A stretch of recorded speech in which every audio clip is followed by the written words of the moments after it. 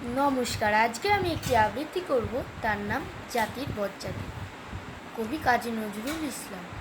জাতির নামে বজ্জাতি সব চারজালিয়াত খেলছো জুয়া, ছুলেই তোর চার যাবে, যার ছেলের হাতের নয়তো মোয়া।